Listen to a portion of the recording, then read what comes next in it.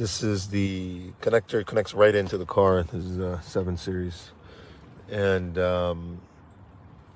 but I needed this to connect to my laptop because my laptop doesn't have an Ethernet port. So I needed to buy this separately. I just got this from Best Buy or something. It's like a USB, Ethernet to USB-C. So if you're gonna use this to code in your car, make sure your laptop has a Ethernet port. If not, you're gonna need one of these.